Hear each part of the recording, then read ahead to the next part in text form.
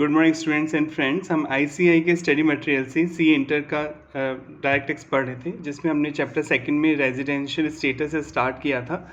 इसमें हमने page number 8 तक समझ लिया था कि रेजिडेंशियल स्टेटस के लिए कौन सी कंडीशन आपको पूरी करनी होगी कि आप रेजिडेंट बन जाएं। आपको ये कंडीशन बता दी गई थी कि कौन सी एक भी कंडीशन, जो आपने दो कंडीशन पढ़ी थी, वापस रिवाइज करेंगे खैर अपन, उन दोनों में से कोई भी कंडीशन आप पूरी कर देते हैं तो आप रेजिडेंट बन जाते हैं। अब हमें ये कंडीशन भी पढ़नी होगी कि कब ऑर्डिनरी रेजिडेंट आप बनते हैं। आपने ये समझ लिया था कि इंडिविजुअल जो होता है, इंडिविजुअल एंड नेचुरल पर्सन, जैसे मैं और आप, वेदर मेल फीमेल और थर्ड जेंडर, इंडिविजुअल को तीन कैटेगरी में बांटा गया है। एक तो होता है ऑर्डिनरी रेजिडेंट, एक होता है non ordinary resident, not ordinary resident, और एक होता है नॉन रेजिडेंट। तो हमने ये तो समझ लिया कि रेजिडेंट बनने के लिए क्या करना होता है। रेजिडेंट बनने के लिए इन दो में से कोई भी एक बेसिक कंडीशन आपको पूरी करनी होती है। पहली कंडीशन क्या थी कि प्रीवियस ईयर में कम से कम 182 डेज़ और मोर आप भारत में रहे हो, और दूसरी कंडीशन थी कि कम से कम 60 डेज़ रहे हो प्रीवियस ईयर जो है आपका 23-24 उसमें, प्लस उससे पहले के जो 4 साल हैं उनमें कुल मिलाकर 365 डेज़ और मोर आप भारत में रहे हो। अगर आप इन दो में से कोई भी एक कंडीशन पूरी कर देंगे तो आपको रेजिडेंट बोल दिया जाएगा कि आप इंडिया में रेजिडेंट बन गए। और इस 60 डेज़ की जगह 182 डेज़ दिए जाएंगे इन केसेस में। अगर आप इंडियन क्रू के मेंबर हैं, शिप पर काम करते हैं, आप क्रू मेंबर हैं, तो 182 डेज़ हो जाएंगे यहाँ पर। आप इंडियन ओरिजिन के पर्सन हैं, इंडियन सिटीज़न हैं, इंडिया घूमने के लिए आए हैं, तो भी 182 डेज़ दिए जाएंगे यहाँ पर। आप जॉब के पर्पज़ से इंडिया छोड़ के जा रहे हैं तो भी 182 डेज़ दिए जाएंगे यहाँ पर। ये एक्सेप्शन आपने पढ़ लिए थे लास्ट क्लास में। और एक और चीज़ आपने पढ़ी थी कि अगर आप इंडियन सिटीज़न हैं या इंडियन ओरिजिन के पर्सन हैं और इंडिया विजिट के लिए आते हैं और आपकी जो इंडियन इनकम है वो 15 लाख को क्रॉस कर जाती है, जो आपकी इंडियन इनकम है, जो इंडियन रिसोर्सेज से आप कमा रहे हैं, वो 15 लाख को क्रॉस कर जाती है, तो यहाँ 182 60 और 182 की जगह क्या आ जाएगा 120 डेज़। यानी ये कंडीशन ऐसे रीड करेंगे सेकंड वाली कि मिनिमम 120 डेज़ या उससे मोर आप प्रीवियस ईयर में भारत में रहे हो, और वही 4 सालों में, पिछले 4 सालों में प्रीवियस ईयर से जस्ट प्रेसिडेंट के जो 4 ईयर हैं उसमें 365 डेज़ और मोर आप भारत में रहे हों। तो ये कंडीशन अपन ने लास्ट समझ ली थी। अभी हम इन पे प्रैक्टिकल क्वेश्चंस भी पढ़ेंगे। अगर आपको फिर भी कुछ रह गया, नहीं आया समझ में, तो वो भी समझ में आ जाएगा। तो अब ये रेजिडेंट बनने के लिए तो कोई भी एक कंडीशन पूरी करनी है। अब ये देखने के लिए कि आप ऑर्डिनरी रेजिडेंट बने या नॉन ऑर्डिनरी रेजिडेंट बने, इन दोनों में से कौन सा स्टेटस है आपका, कि आप ऑर्डिनरी रेजिडेंट हैं, साधारण निवासी हैं, या नॉन ऑर्डिनरी रेजिडेंट हैं, असाधारण निवासी हैं। इसके लिए टैक्स वालों ने दो एडिशनल कंडीशन और बनाई हैं। एडिशनल कंडीशन, दो एडिशनल कंडीशन है। अगर आप ये दोनों भी साथ में पूरी कर देंगे, यानी कोई भी एक बेसिक पूरी कर दीजिए और दो एडिशनल जो अभी आप पढ़ेंगे, तब तो आप ऑर्डिनरी रेजिडेंट बन जाएंगे। अगर आप दोनों एडिशनल पूरी कर देते हैं तो, अगर एडिशनल एक पूरी करते हैं, एक भी पूरी नहीं करते, तो नॉन ऑर्डिनरी रेजिडेंट बोला जाएगा। तो कौन सी है एडिशनल कंडीशन? देखिए, पहली एडिशनल कंडीशन है जो आपका प्रीवियस ईयर है। प्रीवियस ईयर क्या है आपका? करंट 23-24 है। इससे पीछे जाना है 10 साल, इससे पीछे जाना है आपको 10 ईयर पीछे जाना है। इन 10 सालों में से किन्हीं भी 2 साल, कोई से भी 2 साल, एनी 2 ईयर आउट ऑफ 10, कोई से भी 2 सालों में आप इंडिया में रेजिडेंट होने चाहिए, कोई से भी 2 साल। और रेजिडेंट बनने के लिए करना क्या है, आपने पढ़ लिया, कोई भी एक बेसिक कंडीशन जो आपने पढ़ी थी वो आपको पूरी करनी होती है। तो पहली एडिशनल कंडीशन क्या है, जो प्रीवियस ईयर है आपका, जो करंट प्रीवियस ईयर है, उससे जस्ट प्रीसीडिंग 10 ईयर पीछे जाना है, और इस 10 में से कोई से भी 2 सालों में आपको बेसिक में से कोई भी कंडीशन पूरी कर देंगे तो ये कंडीशन फुलफिल मानी जाएगी। 10 में से कोई से भी 2 सालों में आप इंडिया में रेजिडेंट होने चाहिए, और रेजिडेंट बनने के लिए आप पढ़ चुके हैं, कोई भी एक बेसिक कंडीशन पूरी होनी चाहिए। दूसरी एडिशनल कंडीशन क्या है, जो आपका प्रीवियस ईयर है 23-24, इससे 7 साल पीछे जाना है, 7 ईयर आप पीछे जाएंगे, जस्ट प्रीसीडिंग 7 ईयर। इन 7 ईयर में कुल मिलाकर 730 डेज और मोर आप भारत में रहे हों। लगातार रहना ज़रूरी नहीं है, वही 7 साल में मान लो किसी दिन आप 100 डेज़ के लिए आए, फिर नेक्स्ट डे 50 डेज़ के लिए आए, नेक्स्ट डे फिर उसके बाद 20 डेज़ के लिए आए, कैसे भी कॉम्बिनेशन 7 सालों में 730 डेज़ और मोर का बन जाए। तो ये दोनों अगर एडिशनल कंडीशन आप पूरी कर देते हैं और कोई भी एक बेसिक कंडीशन पूरी कर देते हैं तो आप इंडिया में ऑर्डिनरी रेजिडेंट बन जाएंगे। और अगर ऑर्डिनरी रेजिडेंट बनते हैं तो पूरे वर्ल्ड की इनकम पे आपको इंडिया में ही टैक्स देना होता है। अगर आप एक बेसिक पूरी करते हैं कंडीशन पूरी और एक एडिशनल पूरी करते हैं, एक भी नहीं करते हैं, या एक भी पूरी नहीं करते हैं एडिशनल, पर एक बेसिक तो पूरी आप कर देते हैं, या एक एडिशनल पूरी करते हैं, एक भी नहीं करते, तो आप नॉन ऑर्डिनरी रेजिडेंट बनेंगे। और नॉन ऑर्डिनरी रेजिडेंट को भी पूरी वर्ल्ड की इनकम पे इंडिया में ही टैक्स देना होगा, पर कुछ एक्सेप्शन है जो अभी आप आगे पढ़ेंगे। कुछ इनकम इसके लिए माफ़ हो जाती हैं, जबकि ऑर्डिनरी को तो पूरे वर्ल्ड की इनकम पे इंडिया में ही टैक्स देना होता है, इसलिए कैटेगरी बनाई गई है। और अगर आप नॉन रेजिडेंट होंगे तब तो इंडिया में टैक्स देंगे नहीं वर्ल्ड की इनकम पर। नॉन रेजिडेंट इंडिया में तभी टैक्स देता है जब वो इंडिया से कुछ कमाता है। ऑर्डिनरी रेजिडेंट तो पूरे वर्ल्ड की इनकम पर अपने ही देश में टैक्स देता है, मतलब इंडिया में। नॉन रेजिडेंट तभी देगा जब वो इंडिया से कमाएगा। अगर नॉन रेजिडेंट है, आप इंडिया से कुछ नहीं कमाते, तो आपका भारत में कोई टैक्स नहीं बनेगा। और नॉन ऑर्डिनरी रेजिडेंट अभी आप पढ़ेंगे, कुछ एक्सेप्शन है। वैसे तो इसको भी पूरे वर्ल्ड की इनकम पे टैक्स देना है, पर कुछ एक्सेप्शन में ये बाहर की इनकम पे इंडिया में टैक्स नहीं देता है, अगर इसने कमाया भी इंडिया से बाहर और मिला भी इंडिया से बाहर। अभी आप पढ़ेंगे डिटेल में, ये तो मैं आपको रिवाइज करवा रहा हूँ थोड़े से कॉन्सेप्ट। तो फटाफट रिवाइज कर लेते हैं। कोई भी एक बेसिक कंडीशन पूरी करने पे आप क्या बन जाते हैं, रेजिडेंट बन जाते हैं। अब ये देखने के लिए कि आप ऑर्डिनरी रेजिडेंट बने या नॉन ऑर्डिनरी, क्योंकि अगर बेसिक कंडीशन पूरी नहीं करेंगे कोई सी भी एक, तब तो हम नॉन रेजिडेंट बन जाएंगे। फिर हमें एडिशनल कंडीशन चेक ही नहीं करनी। एडिशनल कंडीशन कब चेक करनी, जब कोई एक बेसिक कंडीशन आप पूरी कर देते हैं तो आप रेजिडेंट बन जाते हैं। अब ये देखने के लिए कि आप ऑर्डिनरी रेजिडेंट बने या नॉन ऑर्डिनरी रेजिडेंट बने, आपको दो एडिशनल कंडीशन दे रखी है टैक्स वालों ने, वो चेक करनी है। अगर ये दोनों एडिशनल कंडीशन आप पूरी कर देंगे तब तो ऑर्डिनरी रेजिडेंट बन जाएंगे, और कोई एक कंडीशन पूरी करेंगे, एक भी नहीं करेंगे, तो नॉन ऑर्डिनरी रेजिडेंट बनेंगे। पहली एडिशनल कंडीशन क्या है, जो आपका प्रीवियस ईयर है 23-24, इससे पीछे जाना है 10 साल। उन 10 में से कोई से भी 2 साल, लगातार 2 से कोई से भी 2 सालों में आप इंडिया में रेजिडेंट थे। और रेजिडेंट बनने के लिए करना क्या था, कोई भी एक बेसिक कंडीशन आपने पूरी की हो 2 सालों में। और दूसरी एडिशनल कंडीशन क्या है, जो प्रीवियस ईयर है 23-24, उससे पीछे जाना है 7 साल। इन 7 सालों में कुल मिलाकर 730 डेज और मोर आप भारत में रहे हो। लगातार रहना जरूरी नहीं, कैसे भी कुल मिलाकर कभी 100 डेज रह गए किसी साल 20 डेज रह गए, किसी साल 80 डेज रह गए, ऐसे कुल मिलाकर 7 ईयर में जस्ट प्रेसिडिंग जो आपके साल से पहले के जो 7 साल हैं, उन 7 सालों में कम से कम 730 डेज और मोर आप भारत में रहे हूँ। इन दोनों कंडीशन को अगर आप पूरी करेंगे और एक रेजिडेंट मतलब एक बेसिक कंडीशन को पूरी करेंगे तो आप ऑर्डिनरी रेजिडेंट कहलाएंगे। अगर आप एक बेसिक कंडीशन पूरी करते हैं और एक सप्लीमेंट्री कंडीशन यानी एडिशनल कंडीशन पूरी करते हैं, एक भी नहीं करते, तो आप नॉन ऑर्डिनरी रेजिडेंट कहलाएंगे। अब हम आपके मॉड्यूल से रीड कर लेते हैं। देखिए, रेजिडेंट एंड ऑर्डिनरी रेजिडेंट, या तो आप ऑर्डिनरी रेजिडेंट बनेंगे। ऑर्डिनरी रेजिडेंट कब माना जाएगा, जब आप दोनों सप्लीमेंट्री कंडीशन पूरी करेंगे, यानी एक तो बेसिक और दोनों सप्लीमेंट्री। और resident but not ordinary resident, और रेजिडेंट और बट नॉट ऑर्डिनरी रेजिडेंट कब बनेंगे, जब आप बेसिक में से कोई भी एक कंडीशन पूरी करेंगे और एडिशनल एक करेंगे, एक भी नहीं करेंगे। देखें, only individual in HUF can be resident but not ordinary resident in India. आपने पढ़ा था केवल इंडिविजुअल HUF में ही 3 कैटेगरी होती है, एक तो ऑर्डिनरी रेजिडेंट, एक resident but not ordinary resident यानी नॉन रेज, और एक होता है नॉन रेजिडेंट। 3 कैटेगरी। पर बाकी अभी आप पढ़ेंगे कंपनी फर्म में 2 ही कैटेगरी होती है, या तो रेजिडेंट होती है कंपनी या नॉन रेजिडेंट होती है।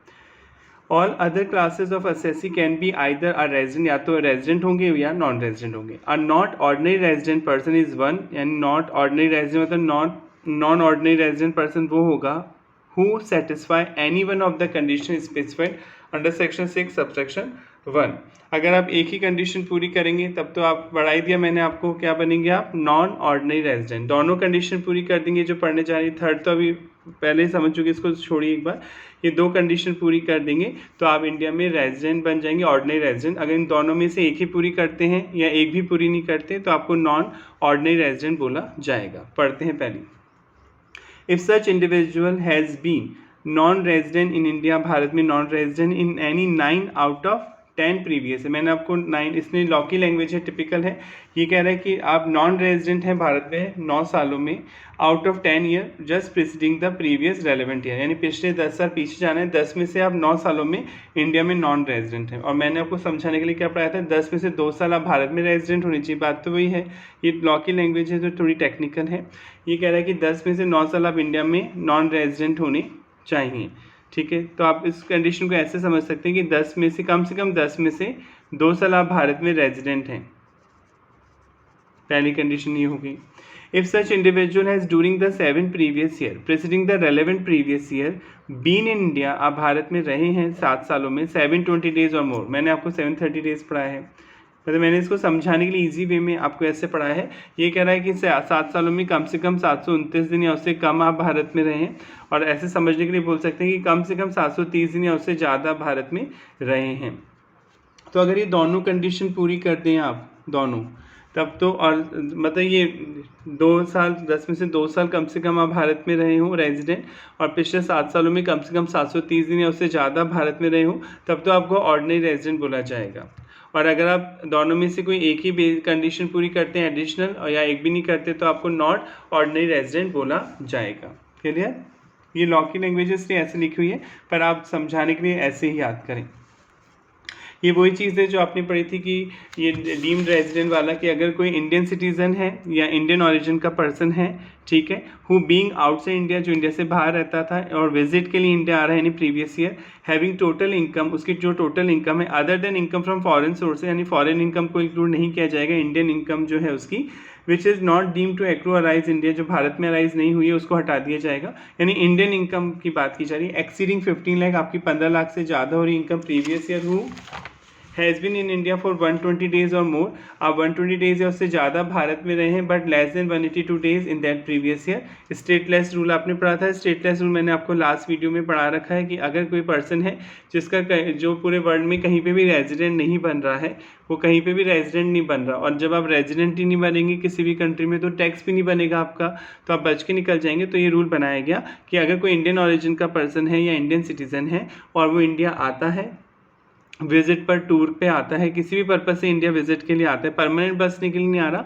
विजिट के लिए आ रहा है, और उसकी और कहीं टैक्स नहीं बन रहा है पूरे वर्ल्ड में, पर उसकी जो इंडियन इनकम है वो 15 लाख रुपए से ज़्यादा है, 15 लाख रुपए से क्रॉस कर रही है, और वो कम से कम 120 डेज़ या उससे ज़्यादा भारत में रहा है, तो फिर माना जाएगा वो इंडिया में ही है, और उसे नॉन ऑर्डिनरी रेजिडेंट मानते हुए टैक्स लिया जाएगा। नॉन ऑर्डिनरी रेजिडेंट, ऑर्डिनरी तो माना नहीं जाएगा, नॉन ऑर्डिनरी रेजिडेंट माना जाएगा।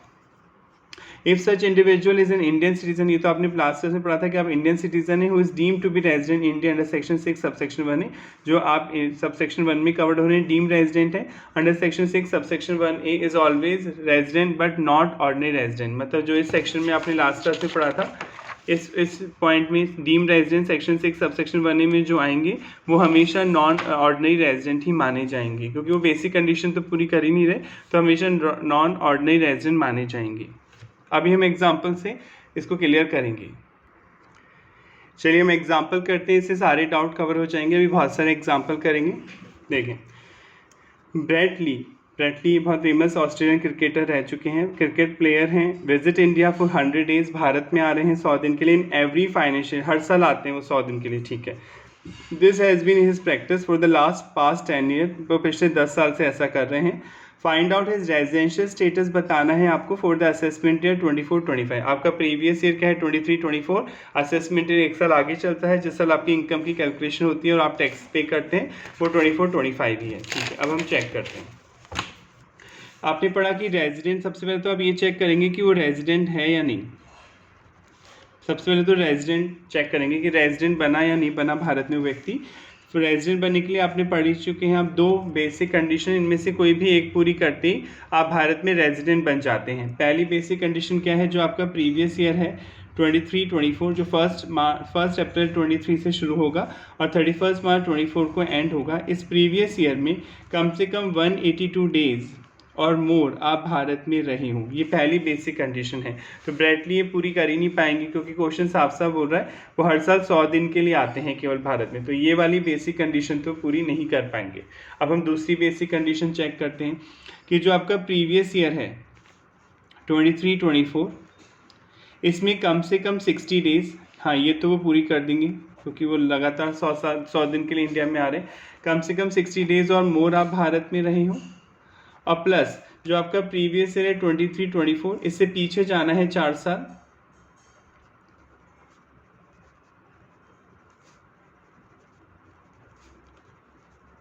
इन पीछे जाना है 4 साल, इन 4 सालों में कुल मिलाकर 365 डेज और मोर आप भारत में रहे हों, ये भी वो पूरी कर देंगी। क्वेश्चन साफ साफ बोल रहा है कि आप हर साल 100 दिन के लिए आते हैं, तो पिछले 4 सालों में 10 साल से आप आ ही रहे हैं लगातार, तो तो पिछले 4 सालों में आप 400 दिन के लिए भारत आ चुके हैं, right.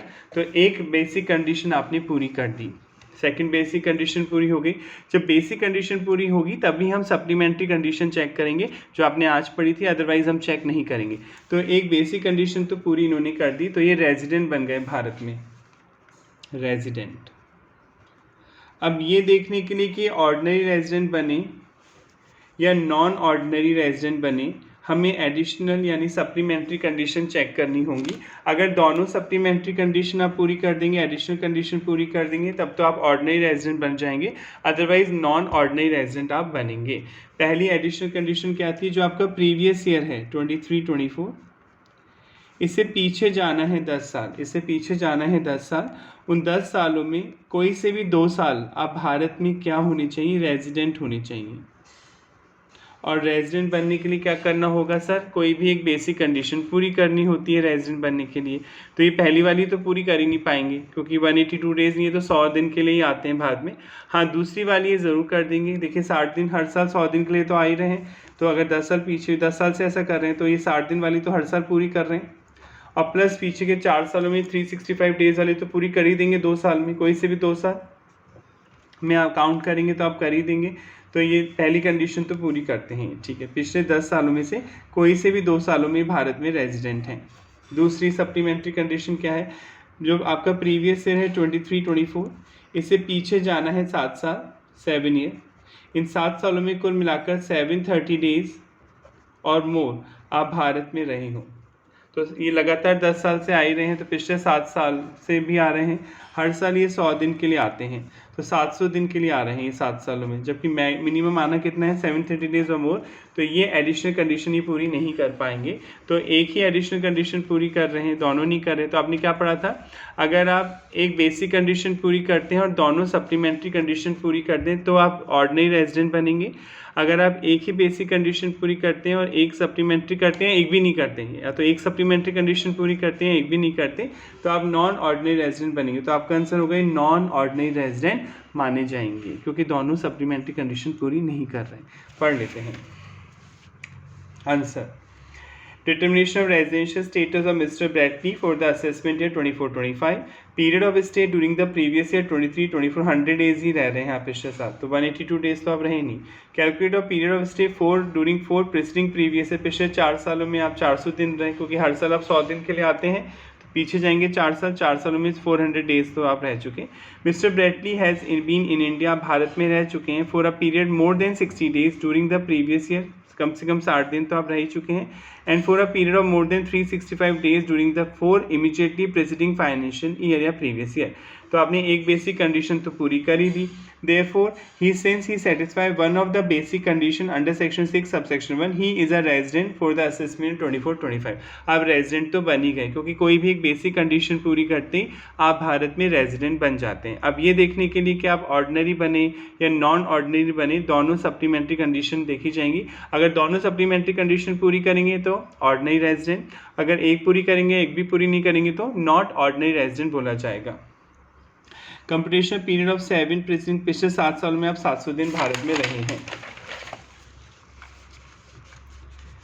Since his period of stay in India during the past 7 years is less than 730 days, he is not ordinary resident during the assessment 24-25. Therefore, Mr. Bradley is a resident तो हैं, but not ordinary resident है। देखिए ordinary resident नहीं बनेंगे, आप बता दिया, क्योंकि आप बेसिक कंडीशन तो पूरी कर रहे हैं पर दोनों सप्लीमेंट्री पूरी नहीं कर पा रहे during the previous year 23-24 that relevant to the assessment year. तो इन्होंने आपको ऐसे समझा रखा है, not an individual not being an Indian citizen, जो इंडियन सिटीजन नहीं है, would be not ordinary resident माना जाएगा if he satisfy any one of the conditions पे अंडर सेक्शन 6 सबसेक्शन 6। कोई भी एक कंडीशन आप सेटिस्फाई कर दें, मैंने आपको इस तरह से पढ़ाया कि दोनों कंडीशन सेटिस्फाई कर दें तो आप ऑर्डिनरी बन जाएंगे। इन्होंने इस तरह से लॉ की लैंग्वेज लिखी है कि अगर कोई भी एक कंडीशन आप पूरी कर देते हैं तो नॉट ऑर्डिनरी रेजिडेंट माना जाएगा। वही सेम चीज़, if such individual has been non resident India 9 out of 10, तो पढ़ने की जरूरत नहीं है, दोबारा मैं पढ़ा चुका हूँ। आपका आंसर होगा ब्रैडली ने, he is not ordinary resident India, he not ordinary resident है भारत में। कोई डाउट कोई प्रॉब्लम है तो पूछ लें। नेक्स्ट इसी क्वेश्चन में सेकंड पार्ट है, देखिए वुड योर आंसर चेंज, आपके आंसर में क्या चेंज आएगा if the above facts relate to Shrinath. मान लीजिए ब्रेटली की जगह श्रीनाथ होते, एन इंडियन सिटीजन है ये, हु रिजाइड इन ऑस्ट्रेलिया, जो कि ऑस्ट्रेलिया में रह रहे हैं, and represent the Australia cricket team, और ऑस्ट्रेलिया की तरफ से खेलते हैं। तो अब आप चेंज देखिए, इंडियन सिटीजन हो गए। अब आप ध्यान से समझना, इंडियन सिटीजन। ठीक है, अब हम इस क्वेश्चन को सॉल्व करते हैं दोबारा। सेम क्वेश्चन है और ये मानते हुए सॉल्व करना है कि आप इंडियन सिटीजन हैं। तो सबसे पहले तो आपने पढ़ा था बेसिक कंडीशन चेक करनी होती है इंडिविजुअल केस में। कोई भी एक बेसिक कंडीशन अगर आप पूरी कर देते हैं तो आप भारत में रेजिडेंट बन जाते हैं। पहली बेसिक कंडीशन क्या है, कम से कम प्रीवियस ईयर जो है आपका 23-24 में कम से कम 182 डेज और मोर आप भारत में रहे हों। ये तो पूरी कर ही नहीं पाएंगे क्योंकि आप हर साल 100 दिन के लिए भारत में आते हैं, तो ये कंडीशन तो पूरी नहीं होगी। दूसरी कंडीशन क्या है, प्रीवियस ईयर में कम से कम 60 डेज या उससे ज़्यादा भारत में रहे हो, और प्लस प्रीवियस ईयर जो है 23-24, इससे पीछे जाएंगे 4 साल, इन 4 साल में कुल मिलाकर 365 डेज और मोर आप भारत में रहे हो। यही है, 365 डेज और मोर आप भारत में रहे हो, ये दूसरी बेसिक कंडीशन है। पर आपने पढ़ा था कि 60 डेज की जगह भी दूसरी बेसिक कंडीशन में 182 डेज हो जाएंगे इन केसेस में। अगर आप इंडियन क्रू के मेंबर हैं, इंडियन शिप पे काम करते हैं, इंडियन क्रू मेंबर हैं, तो 60 की जगह 182 डेज लिए जाएंगे। दूसरा था आप एम्प्लॉयमेंट पर्पस के लिए इंडिया छोड़ के जा रहे हैं, आप जॉब लग गई आपकी इंडिया से बाहर, आप जॉब के लिए इंडिया छोड़ के जा रहे हैं, तो भी 60 डेज की जगह 182 डेज लिए जाएंगे। तीसरा था आप इंडियन ओरिजिन के पर्सन हैं, इंडियन ओरिजिन पर्सन हैं या इंडियन सिटीजन हैं और इंडिया घूमने के लिए आ रहे हैं, बसने नहीं आ रहे, घूमने के लिए आ रहे हैं इंडिया, तो भी 182 डेज हो जाएगा। और क्वेश्चन साफ साफ बोल रहा है, जो श्रीनाथ हैं ये इंडियन सिटीजन है, साफ साफ बोल रहा है क्वेश्चन। देखिए जो श्रीनाथ हैं ये इंडियन सिटीजन है, मैंने अंडरलाइन किया है। तो जब ये इंडियन सिटीजन है तो सेकंड कंडीशन में चेंज हो जाएगा, सेकंड कंडीशन में 60 डेज की जगह क्या आ जाएगा, 182 डेज आ जाएगा। क्योंकि आपने पढ़ा था अगर इंडियन शिप के पे काम करते हैं, इंडियन क्रू के मेंबर हैं, आप इंडिया जॉब के पर्पज से छोड़ के जा रहे हैं, आप इंडियन ओरिजिन के पर्सन हैं या इंडियन सिटीजन हैं, इंडिया घूमने के लिए आ रहे हैं किसी भी रीज़न से, तो 60 डेज की जगह 182 डेज हो जाएगा। यानी ये कंडीशन ऐसे रीड होगी, अब प्रीवियस ईयर में कम से कम 182 डेज और मोर आप भारत में रहे हो, और प्रीवियस ईयर से ठीक पहले के 4 सालों में कुल मिलाकर 365 डेज और मोर आप भारत में रहे हो। तो अब ये पूरी नहीं कर पाएंगे श्रीकांत, क्योंकि ये तो 100 दिन के लिए आते हैं, 182 होते नहीं, तो कोई भी बेसिक कंडीशन ही पूरी नहीं कर पा रहे। जब बेसिक कंडीशन ही पूरी नहीं कर पा रहे तो आपको सप्लीमेंट्री कंडीशन चेक नहीं करनी है। तो ये क्या कहलाएगा, नॉन रेजिडेंट, क्योंकि ये बेसिक कंडीशन ही पूरी नहीं कर पा रहा तो नॉन रेजिडेंट कहलाएंगे। अगर बेसिक कंडीशन एक भी पूरी कर देते तो रेजिडेंट बन जाते। फिर ये देखने के लिए कि आप ऑर्डिनरी बने या नॉन ऑर्डिनरी बने, हम सप्लीमेंट्री यानी एडिशनल कंडीशन देखते। पर जब कोई पर्सन बेसिक कंडीशन ही पूरी नहीं कर पाता कोई से भी, तो हम एडिशनल कंडीशन चेक ही नहीं करते, क्योंकि वो नॉन रेजिडेंट बन जाता है भारत के लिए। अब हम आंसर पढ़ते हैं। If the above facts relate to Mr. Srinath, an Indian citizen है, who residing in Australia, जो कि ऑस्ट्रेलिया में रह रहे थे, comes on a visit to India, Bharat के में विजिट के लिए आते हैं, किसी पर्पज़ के लिए आ सकते हैं, बिजनेस के सिलसिले में, घूमने, रिलेटिव से मिले, वॉटेवर, खेलने, आप किसी क्रिकेट टीम को या ओलंपिक को रिप्रेजेंट करते हैं किसी कंट्री को, तो भी आ सकते हैं। ही वुड बी ट्रीटेड, उन्हें समझा जाएगा as non resident in India, क्योंकि बेसिक कंडीशन ही पूरी नहीं हो रही। Irrespective is total income excluding income from foreign sources, तो देखेंगे since stay in Indian current financial in any case less than 120 days, और इनका 120, वैसे बात तो यहाँ फॉरेन इनकम की डिटेल ही नहीं दे रखी, इंडियन इनकम में कितना कमाए। 120 डेज वाला रूल तो आपने पढ़ा था, ये तब लगेगा जब आप आपकी जो इंडियन इनकम है वो कम से कम 15 लाख रुपए से ज़्यादा होनी चाहिए, और आप इंडिया में कम से कम 120 डेज या उससे ज़्यादा भारत में रहे हो। तो यहाँ पे तो ऐसा कुछ नहीं था, क्वेश्चन इन्होंने अपने मन से एक लाइन जोड़ी है मॉड्यूल ने आपको समझाने के लिए कि अगर इनकी इनकम 15 लाख से ज़्यादा होती है और ये 120 डेज या उससे ज़्यादा भारत में रह चुके होते, तो इनको फिर भी नॉन ऑर्डिनरी रेजिडेंट मानते हुए टैक्स देना पड़ता, पर ऐसा केस नहीं है, और आपका आंसर यहीं पर आ गया था कि नॉन रेजिडेंट माने जाएंगे, कोई बेसिक कंडीशन ही पूरी नहीं कर पा रहे। नेक्स्ट, अभी हम बहुत से एग्जाम्पल करेंगे, आपके मॉड्यूल के अलावा भी दूसरी बुक से भी क्वेश्चन सॉल्व करेंगे, तो आपको बहुत स्ट्रांगली कॉन्सेप्ट क्लियर हो जाएंगे, आप भूलेंगे ही नहीं कभी से।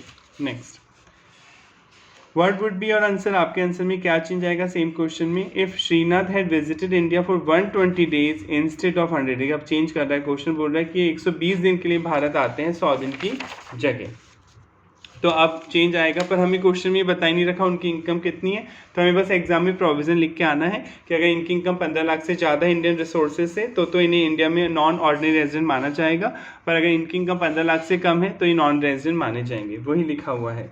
In this case, if Shrina total income excluding income from foreign sources की income जो foreign से आप कमा रहे हैं वो काउंट नहीं होगी, इंडियन इनकम काउंट होगी जो इंडिया से आप कमा रहे हैं, एक्सीड होती है 15 लाख से ज़्यादा होती है, he would be treated as resident but not ordinary resident, आपको नॉन ऑर्डिनरी रेजिडेंट माना जाएगा in India for the previous year 23-24 since his stay in India 120 days या उससे आप ज़्यादा भारत में रह चुके हैं। एंड ये वाली कंडीशन तो पूरी कर ही रहे हैं पिछले 4 सालों में 480 डेज और उससे ज़्यादा in the immediately preceding year आप रह चुके हैं। If his total income excluding income from foreign sources does not exceed 15 lakh, अगर 15 लाख से आपकी इनकम ज़्यादा नहीं है, he would be treated as non resident in India, आप नॉन रेजिडेंट माने जाएंगे for the previous year 23-24 since stay in India is less than 128 days और प्रीवियस ईयर। अगर आपकी 15 लाख से कम है तब तो 120 डेज की जगह वही 182 डेज ही रहेगा, क्योंकि आप इंडियन ऑरिजिन के पर्सन या इंडियन सिटीजन है या इंडियन शिप पे काम करते हैं या इंडिया जॉब के लिए छोड़ के जा रहे हैं। तो आपने पढ़ा था 60 डेज की जगह 182 डेज काउंट किया जाता है, पर ये एक्सेप्शन था कि अगर आप इंडियन सिटीजन हैं, इंडियन ऑरिजिन के पर्सन हैं, इंडिया विजिट के लिए आ रहे हैं और आपकी जो इंडियन इनकम है वो 15 लाख को क्रॉस कर जाती है तो आपको, और आप 120 डेज या उससे ज़्यादा इंडिया में रहते हैं तो आपको डीम टू बी रेजिडेंट माना जाएगा, मतलब नॉन ऑर्डिनरी रेजिडेंट ट्रीट किए जाएंगे हमेशा भारत में। Next, mister B a Canadian citizen, आप एक कैनेडियन सिटीजन है, ठीक है, comes to India for the first time, पहली बार ही भारत आ रहे हैं ड्यूरिंग द प्रीवियस ईयर 1920 में, ड्यूरिंग द फाइनेंशियल 1920, 2021, 21-22, 22-24 एंड 23-25, ये आपका करंट प्रीवियस ईयर है। He was in India for 55 days के लिए, 1920 में 55 डेज़ के लिए है, 2021 में 60 डेज़ के लिए, 21-22 में 90 डेज़, फिर 22-23 में 150 डेज़ और 23-24 में 70 डेज़ रिस्पेक्टिवली क्रमशः। Determine his residential status for the assessment year 24-25, आपको बताना है उसका रेजिडेंशियल स्टेटस, तो बहुत ईजी है। जब भी इंडिविजुअल एचएफ की बात होगी हम सबसे पहले बेसिक कंडीशन चेक करेंगे। बेसिक कंडीशन इंडिविजुअल के केस में 2 हैं, पहली और दूसरी। पहली क्या है, प्रीवियस ईयर में कम से कम 182 डेज़ और मोर आप भारत में रहे हो 23-24 में, जो आपका करंट प्रीवियस ईयर है, तो ये तो 70 दिन के लिए रहे 23-24 में, तो पहली बेसिक कंडीशन तो पूरी नहीं कर पाएंगे। दूसरी बेसिक कंडीशन क्या है कि जो प्रीवियस ईयर है आपका, जो 23-24 है आपका प्रीवियस ईयर, इसमें कम से कम 60 डेज और मोर आप भारत में रहे हो, प्लस जो प्रीवियस ईयर है 23-24, इससे पीछे जाना है 4 साल,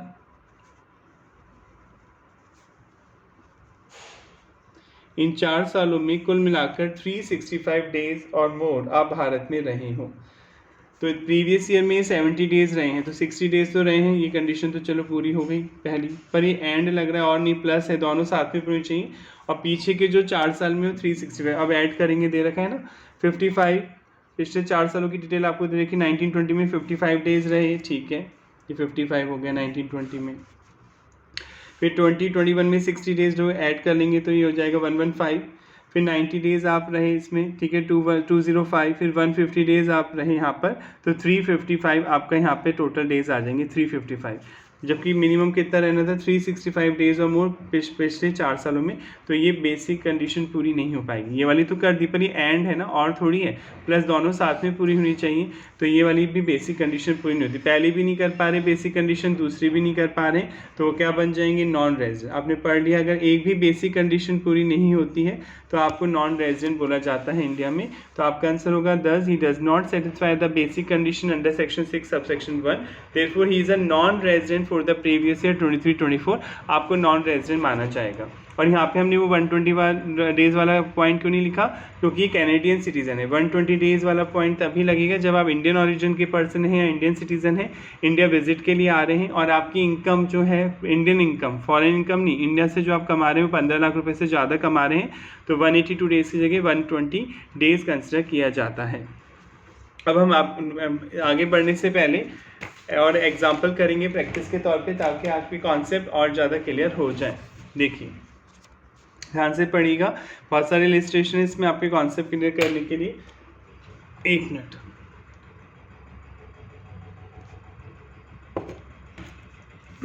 देखिए, डिटरमाइन द रेजिडेंशियल स्टेटस निकालिए और mister US, a citizen of USA, America के नागरिक हैं आप, and not being a person of Indian origin, आप इंडियन ऑरिजिन के पर्सन नहीं है। इंडियन ऑरिजिन के पर्सन कौन होते हैं, पढ़ा था, या तो आपका खुद का जन्म भारत में हुआ हो, आपके मम्मी पापा का जन्म भारत में हुआ हो या आपके दादा दादी ग्रैंड पेरेंट्स का जन्म भारत में हुआ हो, वेदर मैटरनल साइड से या पैटर्नल साइड से, तो आप इंडियन ऑरिजिन के पर्सन बोले जाते हैं, भारतीय मूल के व्यक्ति। In the following situation for the assessment year 24-25, situation 1 और सिचुएशन 2, यानी एक ही क्वेश्चन को दो बार दो सिचुएशन में सॉल्व करना है।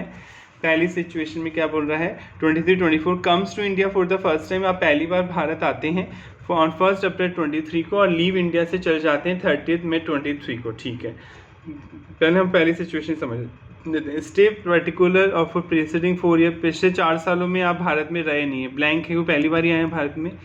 रेजिडेंशियल स्टे प्रीसीडिंग 10 ईयर में और रेजिडेंशियल स्टे, बस ये, अच्छा ये क्वेश्चन इतना ही है, इन्होंने आगे अपना सॉल्यूशन स्टार्ट करेंगे। ठीक है, तो ये पहली बार ही अमेरिका से इंडिया आए हैं। देखिए कौन सी डेट को आए, 1 अप्रैल 23 और 30 मई को इंडिया छोड़ के चल जाते हैं। आपको मैं बार बार पढ़ाता जा रहा हूँ, बार बार रिवाइज करा रहा हूँ ताकि आप सुनते रहें और आपको याद हो जाए।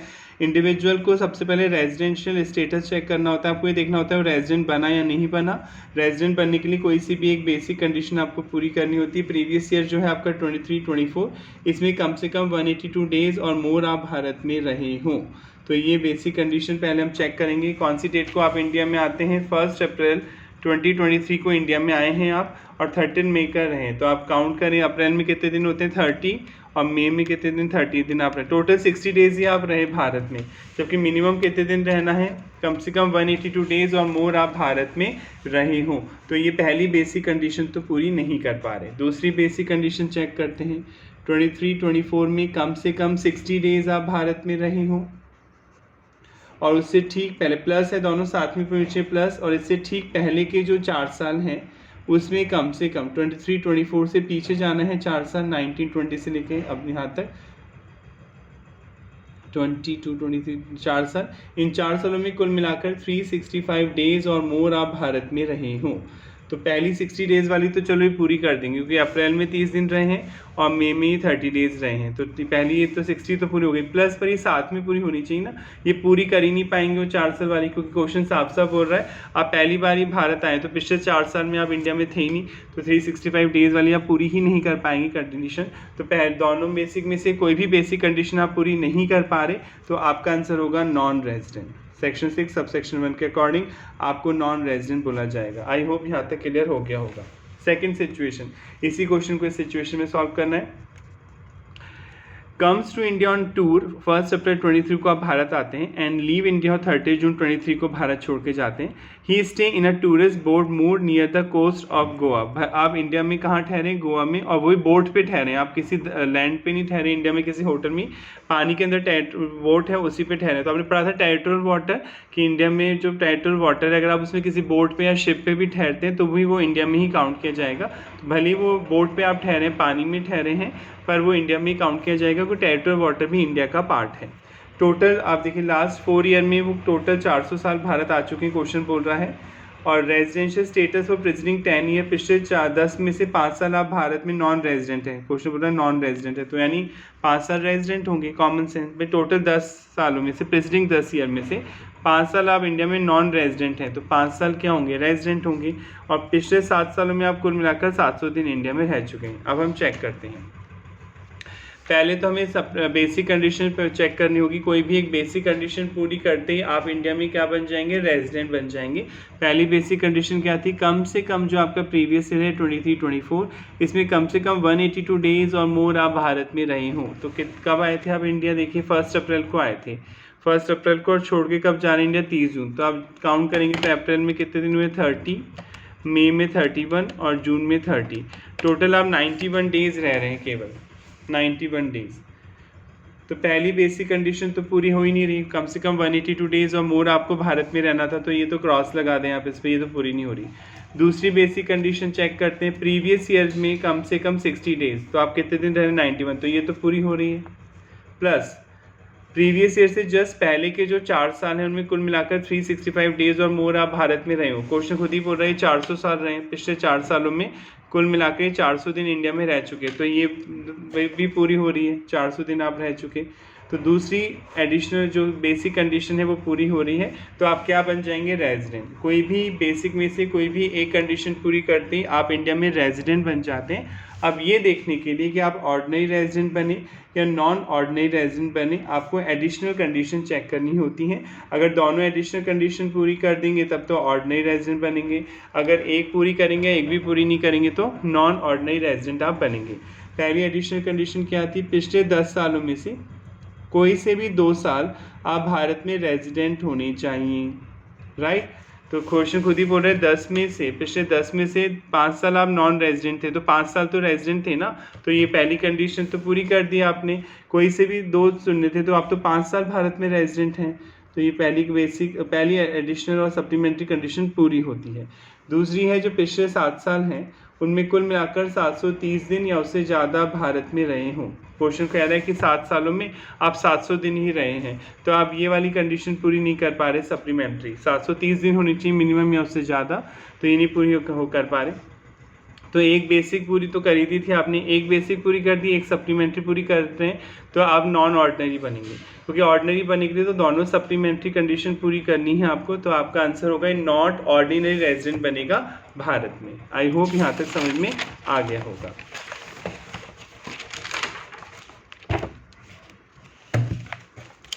नेक्स्ट क्वेश्चन की तरफ बढ़ते हैं अपन अब।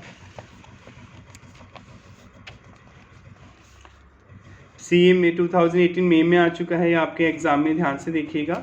Miss Karuna Kapoor is a Hollywood actress, ठीक है, हॉलीवुड एक्ट्रेस हैं आप, ठीक है, अमेरिका में।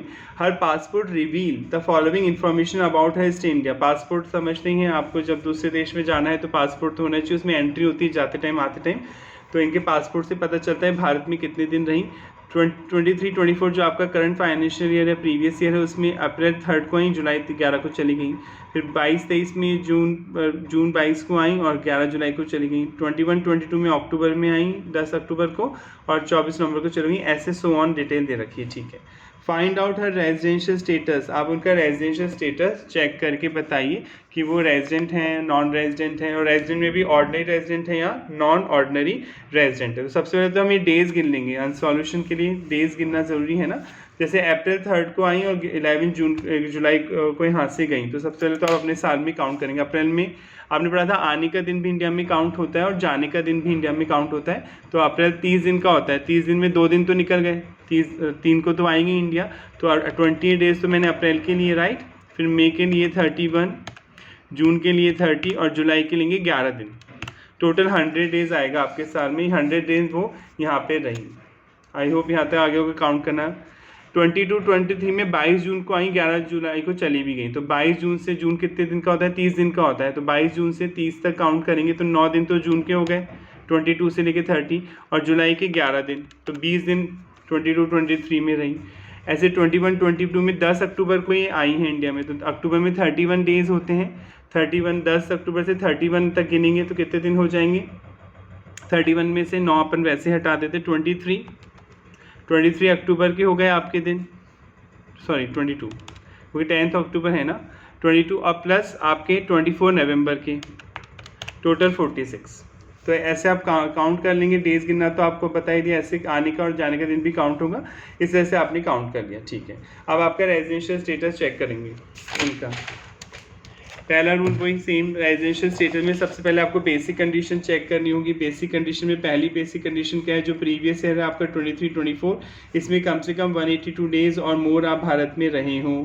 तो प्रीवियस ईयर में तो मैंने काउंट करके बताया था आपको, केवल 100 डेज ही रह रही हैं, 23-24 में तो 100 डेज ही हैं, तो ये पहली बेसिक कंडीशन तो पूरी नहीं हो पाएगी।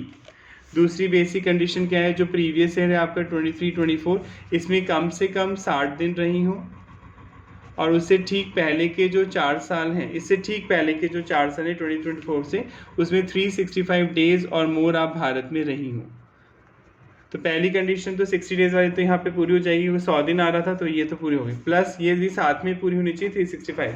तो पीछे जाना है अपन को 4 साल, जो अपन ने कैलकुलेट किया था इन 4 सालों में, इससे पीछे जाएंगे 4 साल, तो 20 दिन यहाँ रहे, 20 डेज प्लस 46 डेज ये, प्लस 201 डेज और ये 137, इन तीनों का टोटल 365 तो होना ही चाहिए। तो 20 प्लस 46 प्लस 201 प्लस 137, तो 404 हो रहा है, 404 दिन। तो ये 404 दिन हो रहा है। तो ये कंडीशन पूरी कर दी इन्होंने। प्रीवियस ईयर में कम से कम 60 दिन, उससे ठीक पहले के 4 सालों में 365 दिन या उससे ज़्यादा, तो 404 दिन। तो ये एक बेसिक कंडीशन पूरी करते ही कि क्या बन गई, रेजिडेंट बन गई, राइट। एक बेसिक कंडीशन पूरी करते ही आप रेजिडेंट तो बन गए। अब ये देखने के लिए कि आप ऑर्डिनरी रेजिडेंट बने या नॉन ऑर्डिनरी रेजिडेंट बने, सप्लीमेंट्री कंडीशन चेक की जाएंगी। अगर आप दोनों एडिशनल और सप्लीमेंट्री कंडीशन पूरी कर देंगे तो आप ऑर्डिनरी रेजिडेंट होंगे, और एक ही पूरी करेंगे, एक भी पूरी नहीं करेंगे तो नॉन ऑर्डिनरी रेजिडेंट होंगे। पहली क्या थी, जो प्रीवियस ईयर है 10 साल, इससे पीछे जाना है, और पीछे 10 साल पीछे, प्रीवियस ईयर जो आपका 23-24 है, इससे 10 साल पीछे जाना है। इन 10 सालों में से कोई से भी 2 सालों में आप भारत में क्या होने चाहिए, रेजिडेंट होने चाहिए। कोई से भी 2 सालों में रेजिडेंट होने चाहिए। और रेजिडेंट होने के लिए करना क्या होता है, कोई भी एक बेसिक कंडीशन आपको पूरी करनी होती है, राइट। तो अब देखते हैं, तो ये 10 साल पीछे की डिटेल, ये 23-24 को तो काउंट नहीं करेंगे, आपका करंट ईयर से पीछे जाएंगे 10 साल जो अपने। इन 10 साल में से कोई से भी 2 साल में आप रेजिडेंट होने चाहिए। तो देखिए 2021 में तो साफ साफ दिख रहा है, रेजिडेंट बनने के लिए पहली बेसिक कंडीशन क्या थी, कम से कम 182 डेज और मोर आप भारत में रहे। तो एक इसमें तो साफ साफ पूरे कर रही है, 182 डेज या उससे ज़्यादा है, और बाकी में तो 182 डेज पूरी नहीं हो रही, ठीक है। दूसरी चेक करते हैं, दूसरी क्या थी बेसिक कंडीशन, कि प्रीवियस ईयर में कम से कम 60 दिन, कम से कम 60 डेज, और उससे पहले के जो 4 साल हैं उसमें कुल मिलाकर 365 डेज और मोर आप भारत में रहे हो। तो ये वाली अपन चेक करते हैं, कोई से भी 10 साल में अपन चेक कर सकते हैं। जैसे अपन ये वाली में चेक कर लेते हैं, देखिए इस कोई से भी 10 साल में बेस मान सकते हैं ना, तो इस साल से चेक करते हैं। इस साल 182 डेज वाले से ही चेक कर लेते हैं अपन, या 90 से भी चेक कर सकते हैं, कोई सा भी ले सकते हैं, 10 में कोई सा भी कॉम्बिनेशन ले सकते हैं। तो अपन ये वाला बेस मान लेते हैं, चलो। तो कम से कम 60 दिन तो रह ही रही है ना इसमें, 1920 में, राइट। 1920 में 60 दिन, तो 137 डेज है, तो 60 दिन वाली तो पूरी हो गई। अब प्लस इससे पीछे जाना है 4 साल, उन 4 सालों में 365 डेज और मोर। तो आप 1920 से जब पीछे जाएंगे तो 100 + 100 + 100 + 100 पूरी कर देंगे। ये 400 दिन रह रही है। तो कोई से भी 2 सालों में इन्होंने एक तो ये वाली पूरी कर दी और एक इसमें भी पूरी कर दी इन्होंने।